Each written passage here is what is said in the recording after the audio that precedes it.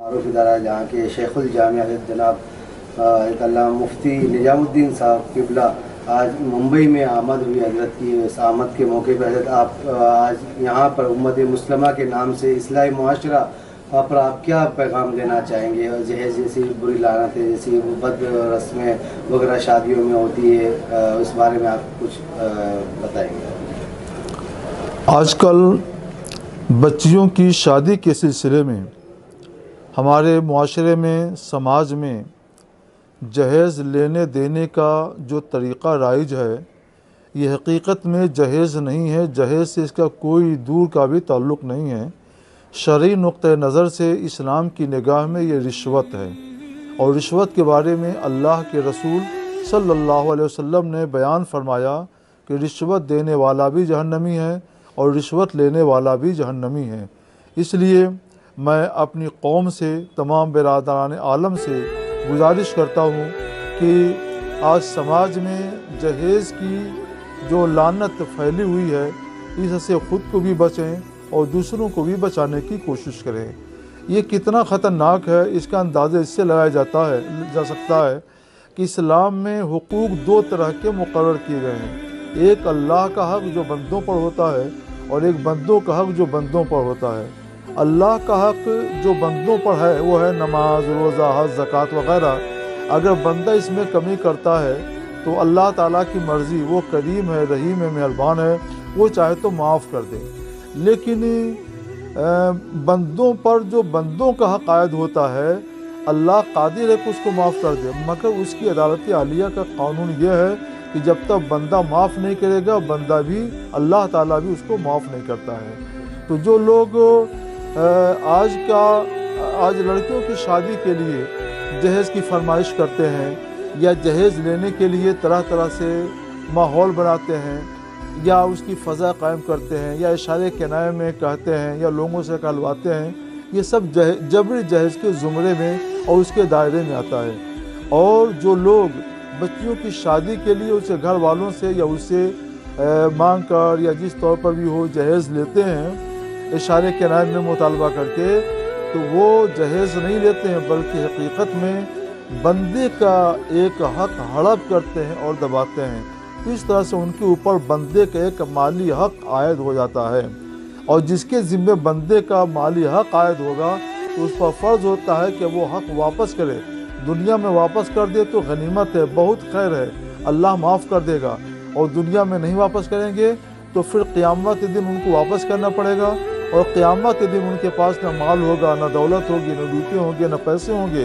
تو ایسی صورت میں حدیث نبوی کے بیان کے مطابق ان لینے والوں کے، مال لینے والوں کے کی نیکیاں ان لوگوں کے دے دی جائیں گی جن سے انہوں نے مال زبردستی ناحق وصول کیا ہے، اور جب ان کی نیکیاں بھی ختم ہو جائیں گی تو جن کا مال لیا ہے ان کے مطالبے پر ان کا گناہ بھی ان کے سر پہ ڈال دیا جائے گا۔ اس دن ان کے لیے بڑی بے کسی اور مجبوری کا وقت ہوگا۔ اس لیے ہم اپنے بھائیوں سے گزارش کرتے ہیں کہ اس سے پہلے کہ آپ کے لیے وہ مجبوری اور بے کسی کا دن آئے، آپ مجبور اور بے کس بچیوں کو، عورتوں کو مظلوم بنانے سے بچیے۔ سادہ طور پر اسلام نے جو شادی بیاہ کا طریقہ مقرر کیا ہے، اس طور پہ شادی بیاہ کیجیے، اور اس حرام رسم کو، اس ناجائز رسم کو جو ایک لعنت کی طرح سے ہمارے سماج میں پھیلتی جا رہی ہے، اس کو دور کیجیے۔ مطلب عورت کو معاوضہ دے کر کے یہ زنا بھی جائز ہو سکتا ہے، اس معاملے میں آپ کیا کہیں گے؟ نہیں، یہ تو غلط ہے۔ زنا یہ بہت ہی قبیح گناہ ہے، اور اس کی تو کوئی حیثیت ہی نہیں ہے، اور اس کا کوئی عوض بھی نہیں ہے۔ یعنی اگر کوئی عورت اپنی مرضی سے اس کے لیے راضی ہو جائے تو بھی حرام ہے۔ کوئی بھی، کسی کو یہ حق ہی نہیں ہے کہ اس کے لیے راضی ہو، نہ اپنی مرضی سے، نہ کسی کے دباؤ سے۔ لیکن یہ جو جب جہیز کی بات ہے، بغیر کسی مطالبے کے اگر گھر کے لوگ یا عورت اپنی خوشی سے کچھ دے دے تو یہ جائز ہے۔ خوشی سے دے دینے میں کوئی حرج نہیں، جب کوئی دباؤ نہ ہو۔ لیکن زنا ایسا گناہ ہے جو خوشی اور ناخوشی کسی بھی حال میں جائز نہیں ہے۔ یہ فرق ہے دونوں میں۔ ہمارے پاس اللہ نے جو بدن دیا ہے، آنکھیں دی ہیں، منہ دیا ہے، ہاتھ دیا ہے، شرمگاہ دی ہے، یہ سب ہمارے پاس اللہ کی امانت ہے، یہ ہماری ملکیت نہیں ہے۔ ہماری ملکیت ہو تو معاوضہ لے کر دے سکتے ہیں اور معاوضہ دے کر کے لے سکتے ہیں، لیکن ملکیت نہیں ہے۔ آنکھیں ہمارے پاس اللہ کی امانت ہے، زبان ہمارے پاس اللہ کی امانت ہے، ہاتھ پاؤں ہمارے پاس اللہ کی امانت ہے۔ ہمارے ذمہ لازم ہے کہ ہم اس کی حفاظت کریں، اور جس طور پر اس بدن کو چلانے کا، اس بدن کی گاڑی کو جس طور پر چلانے کا اسلام نے، شریعت نے حق دیا ہے، اجازت دی ہے، اسی طور پر چلائیں۔ لیکن مال ایسی چیز ہے کہ ہم اس کے مالک ہوتے ہیں، مال کے ہم مالک ہوتے ہیں، لہٰذا ہم اپنی مرضی سے جائز راستوں میں اپنا مال خرچ کرتے ہیں۔ مثلا مسجد بنوانا ہے تو ہم اپنی مرضی سے اپنا مال دیتے ہیں، کسی بیمار کی، یتیم کی، بے سہارا کی، بیوہ کی مدد کرنا ہے تو ہم اپنی مرضی سے اپنا مال اس کو دیتے ہیں، اور ساری دنیا جانتی ہے کہ یہ ثواب کا کام ہے، ہمدردی کام ہے اور اچھا کام ہے۔ لیکن فرض کیجئے ایک لڑکا ایسا ہے جس کی شادی نہیں ہوئی اور جوان ہو رہا ہے، تب کوئی عورت ہمدردی مجھ سے کہے کہ چلو تم مجھ سے اپنی خواہش پوری کر لو، تو اس کو یہ حق نہیں ہے۔ کیوں؟ اس لیے کہ اللہ نے اس کو جو مرتبہ دیا ہے، جو جگہ دی ہے، جو بدن دیا ہے، یہ بدن اس کی ملکیت نہیں، اس کے پاس امانت ہے۔ تو امانت کو کوئی اسی طور پہ خرچ کر سکتا ہے جس طور پر بنانے والے نے اجازت دیا ہے۔ اس میں عورت کو دینے کا حق ہی نہیں ہے، نہ معاوضہ لے کر نہ بے معاوضہ۔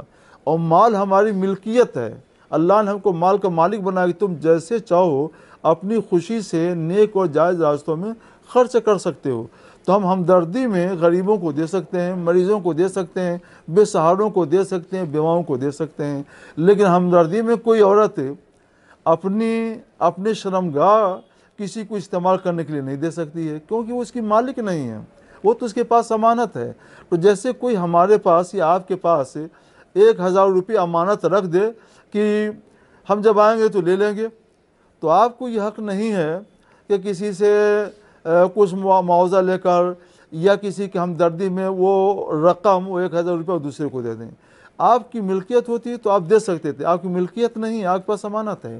ایسی عورت کے پاس جو اس کی شرمگاہ ہے، مرد کے پاس جو اس کی شرمگاہ ہے، بلکہ ہمارے ہاتھ، پاؤں، آنکھ، کان، ناک، زبان جو بھی ہیں، یہ سب اللہ کی امانت ہے۔ جب یہ اللہ کی امانت ہیں تو ہم کو اس میں اپنی مرضی سے استعمال کرنے کا کوئی حق نہیں ہے۔ ہاں، استعمال کریں گے کس طور پر؟ امانت دینے والے نے، امانت رکھنے والے نے جس طور پر کہا ہے اس طور پر استعمال کر سکتے ہیں۔ اس کے خلاف استعمال کریں گے تو یہ امانت میں خیانت ہوگی۔ لیکن ہم 10,000 روپے کے مالک ہیں، ہم مالک ہیں، تو ہم کو یہ حق ہے کہ اس کو ثواب کے اور نیکی کے اور اچھے کاموں میں خرچ کرنا چاہیں تو خرچ کر سکتے ہیں۔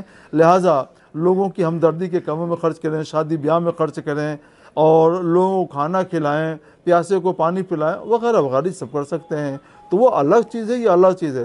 لوگوں نے اس کو سمجھا ہی نہیں ہے کہ مال کے ہم مالک ہوتے ہیں اور ہم بدن کے ہم مالک نہیں ہیں۔ عورت اپنے بدن کی مالک نہیں ہے اور مال کے مالک ہے۔ ہم اپنے بدن کے مالک نہیں ہیں لیکن مال کے مالک ہیں۔ تو مال کا معاملہ دوسرا ہے اور اس کا معاملہ دوسرا ہے۔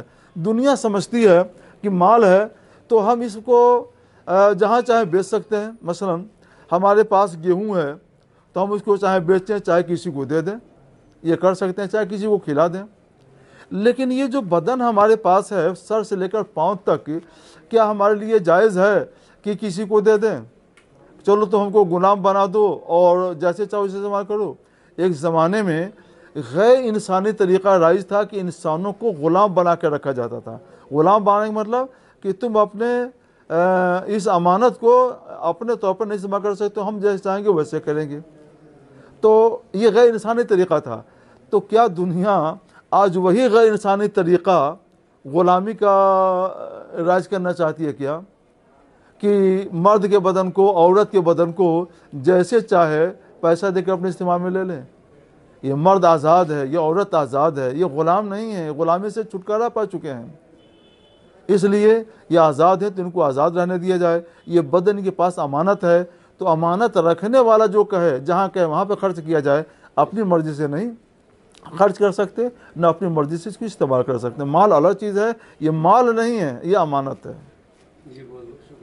ترکہ کے تعلق سے ترکہ آج اس کی کسی ایک بچے نے اس کی خدمت کی، اس کی محبت میں اس نے ایک بیٹے کو دے دیا اور دیگر بیٹوں کو خارج کر دیا، یا جو ہے وہ وصیت نامہ بنوایا کورٹ میں، بنانے کے بعد جو ہے اس کے حوالے سب کر دیا اور بیٹوں کو خارج کر دیا. تو شرعی اس کا کیا حکم ہے؟ باپ کو یہ جائز نہیں ہے کہ کسی ایک بیٹے کو اپنی ساری جائیداد اور ساری دولت سونپ دے اور دوسرے بیٹوں کو محروم کرے. دوسرے بیٹوں کو محروم کرنا، انہیں ضرر پہنچانا ہے، انہیں تکلیف دینا ہے. اپنی ہی اولاد کو ضرر پہنچانا، تکلیف دینا، یہ ناجائز ہے. کسی بھی انسان کو ضرر پہنچانا اور تکلیف دینا جائز نہیں ہے. یہ تو اپنی اولاد ہیں، اپنے جگر گوشہ، ان کو تکلیف پہنچانا کیوں کر جائز ہو سکتا ہے؟ اس بارے میں اللہ کے رسول صلی اللہ تعالی علیہ وسلم کا بہت واضح فرمان موجود ہے کہ جو شخص اپنے وارث کو حصہ دینے سے بھاگے، یعنی ایک کو دے دے اور بقیہ کو حصہ نہ دے، تو اللہ تعالیٰ جنت میں جو اس کا حصہ ہے وہ قطع کر دے گا، وہ ختم کر دے گا. تو اگر کوئی چاہتا ہے کہ جنت میں اس کو حصہ نہ ملے، محروم ہو جائے، تو جو چاہے کرے، اپنے پاؤں پر کلہاڑی مار لے، اپنے کو محروم کر لے. مگر کوئی دانشمند آدمی، کوئی سمجھدار آدمی ایسا نہیں کر سکتا ہے. ہر آدمی چاہتا ہے کہ جنت میں اس کو آرام کی جگہ ملے.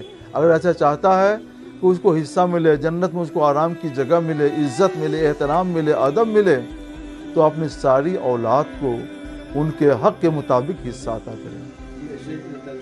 یہ جیسا وراثت کا معاملہ بیٹے کو اکثر والدین کے دنیا سے جانے کے بعد نہیں دیا تھا، تو کیا یہ والدین کو فرض اور حق پہنچتا ہے کہ وہ زندہ رہ کے حیاتی میں ان کو دے دے؟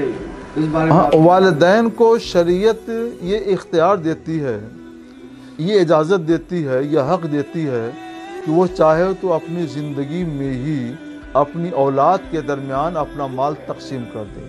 ہم لوگ یہ آواز اٹھا رہے ہیں، لوگوں کو یہ ذہن دے رہے ہیں کہ جب بھائی اپنی بہنوں کو بھول جا رہے ہیں اور حصہ نہیں دے رہے ہیں، تو باپ خود یہ کرے کہ اپنی زندگی میں ہی سب کو تقسیم کر دے. لڑکیوں کو بھی دے دے اور لڑکوں کو بھی دے دے اور کسی کو محروم نہ کرے.